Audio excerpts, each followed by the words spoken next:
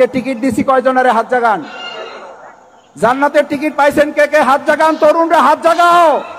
আসসালামু আলাইকুম বন্ধুরা, আমি মোহাম্মদ সুলাইমান। কি অবস্থা সবার? আশা করি সবাই ভালো আছেন। গত এক মাস থেকেই বিভিন্ন সোশ্যাল মিডিয়াতে দেখতেছি জান্নাতের টিকিট দেওয়া হচ্ছে।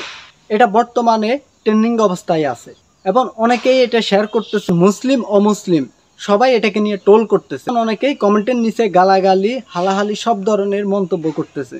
আসলে তথ্যটা কতটুকু সত্য সেটা আমরা দেখব।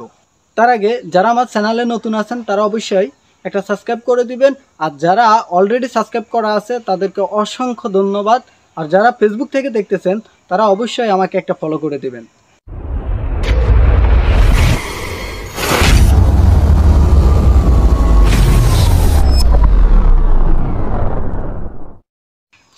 তার আগে আরেকটা কথা, যে ভিডিওটা ভাইরাল হয়েছে সেটা কিন্তু কাটছাট করা। তো আমরা সেই কাটছাট করা ভিডিওটা দেখি। আজকে টিকিট দিছি কয়জনের হাত জাগান। জান্নাতের টিকিট পাইছেন কে কে হাত জাগান, তরুণরা হাত জাগাও। এটাই ছিল কাট করা ভিডিও। চলুন আমরা ফুল ভিডিওটা একবার দেখি আসি। আর কয় আমরা নাকি জান্নাতের টিকিট বিক্রি করি। ও চাচা যান কয় না, কয় না। ও ভাইজান কয় না, কয় না। আজকে টিকিট দিছি কয়জনের হাত জাগান। জান্নাতের টিকিট পাইছেন কে কে হাত জাগান, তরুণরা হাত জাগাও। এই অপপ্রচার যারা করবে তাদের জবাব তোমরা দিতে পারবে সবাই। আমরা জান্নাতের টিকিট দেই না, কিন্তু জান্নাতে যাওয়ার জন্য আমরা সবাই মিলে চেষ্টা করতে চাই। কারণ দুনিয়ার সফলতা মুমিনদের জন্য শেষ সফলতা নয়, আমাদের চূড়ান্ত সফলতা হলো আমরা যদি কোথায় যেতে পারি।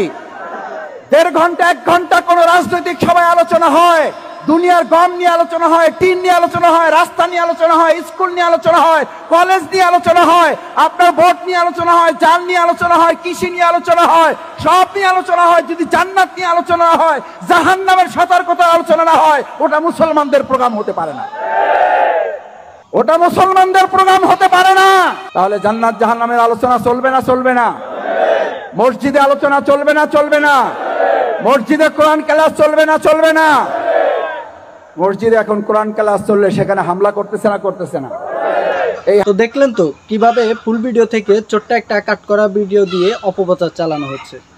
আপনি একটা ব্যক্তি অথবা একটা দলকে মানুষের সামনে হেয় করার জন্য আপনি যেই কাজটা করেছেন, আপনি অন্যভাবেই ওই ব্যক্তির নামে মিথ্যাচার করতে পারতেন, কিন্তু আপনি জান্নাত নিয়ে এমনভাবে মিথ্যাচার করলেন যেখানে অমুসলিম এবং মুসলিম সবাই এটা নিয়ে টোল করতেছে। টোল করার জিনিস এটা। কেউ বলতেছে আমি জান্নাত পাইছি, আর কেউ বলতেছে আমি এখনো টিকিট পাই নাই জান্নাতের। কি আজব একটা বিষয়।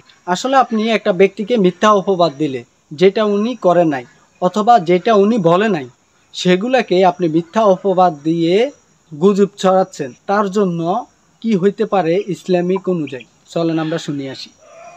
কাবা ঘরের গেলাফ ধরে কানলেও আপনি আমাকে যে মিথ্যা অপবাদটা দিয়েছেন এটা মাফ হবে না যতক্ষণ না আমি মাফ করছি। কথা কি বুঝতে পারছেন? মনে করেন আপনি আমাকে মিথ্যা একটা অপবাদ দিয়েছেন এবং ধুয়ে রেখে দিয়েছেন একদম মিথ্যা অপবাদ দিয়ে। যতক্ষণ আমি আপনাকে মাফ না করছি, কাবা ঘরে গিয়ে গেলাফ ধরে কান্নাকাটি করলেও এই পাপ মাফ হবে না ইনশাআল্লাহ। এই অবস্থায় মৌত হলে কি হবে? পরকালে দেখবেন আমি দাঁড়িয়ে আছি আপনার জন্য। আপনার হিসেব হচ্ছে, হিসেব শেষ। আপনি সালাত সওম হজ জাকাতের নেকি নিয়ে উঠেছেন, কিন্তু দেখছেন আমি দাঁড়িয়ে আছি, আমার মতো আরো 10 জন দাঁড়িয়ে আছে। ওই 10 জনকে আপনি গালি দিয়েছিলেন, অপবাদ দিয়েছিলেন, তাদের গীবত করেছিলেন, তাদের সম্পদ ও সম্মানের হানি করেছিলেন। এখন কিয়ামতের মাঠে আপনার নেকি দিয়ে এই ঋণ শোধ করতে হবে, অন্য কোনো অপশন নাই। তো শুনলেন তো সবাই। আল্লাহ তাআলা আমাদেরকে এই ধরনের মিথ্যাচার অথবা গুজব ছড়ানো থেকে হেফাজত করে। সবাই ভালো থাকবেন, সুস্থ থাকেন। আসসালামু আলাইকুম।